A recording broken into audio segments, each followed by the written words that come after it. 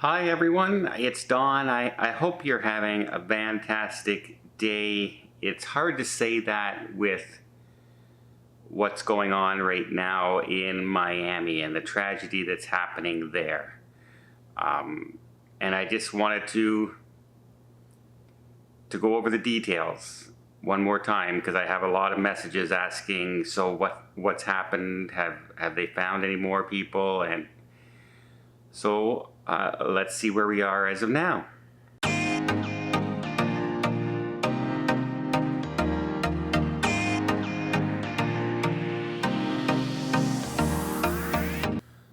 So the good news on this side is that they have been able to rescue some people. Some people were rescued almost immediately by passerbys, and we're getting messages from that. Some people were actually pulled away from the building collapsing. They would have been in the way of the building collapsing, and they managed to get away. So that's all good news. The bad news that we're at right now is at last look, the death toll was at 1. It's now at 4 people, which when you look at this size of thing doesn't sound that bad, but there's a quote here now of what's still going on, and that is the fact that there's 159 people unaccounted for. So they could be still there. They could be at a friend's house. They could have been out. They could have been at work and haven't returned or reported in. They could have been on a vacation. But that's 159 people that we still don't know from. And there's a possibility that they are still underneath all that cement and steel that we see in the pictures from Miami. Again, I just want to give my condolences to the families or anybody involved.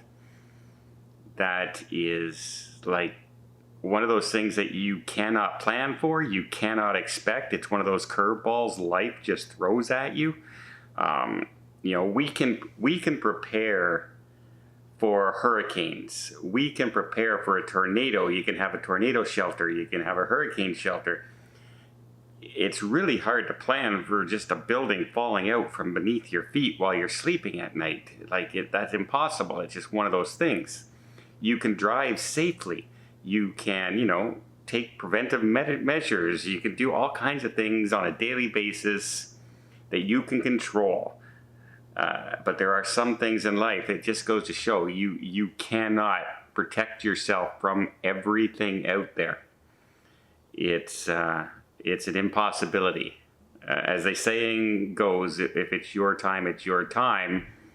I don't necessarily believe that, but I do, like, this kind of tragedy hits home more than many, right? Like if I see people on the beach during a hurricane trying to surf and then I hear somebody drowns, I'm going, what did you expect would happen?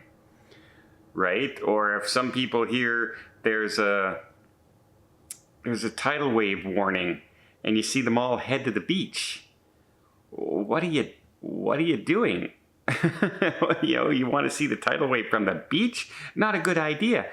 So yeah, when you just hear that it's people sleeping and the building just falls on top of them, it's shocking, and as you can tell, it does hit me harder than most things when you think of it that way, because you cannot protect yourself from that. You cannot plan for that. You cannot build something secure for that. It doesn't matter. So, 159 people still missing and unaccounted for. Hopefully the majority of those people were away. I know the likelihood of that is very, very slim. And I'm afraid we're going to see some very, very scary and horrific pictures.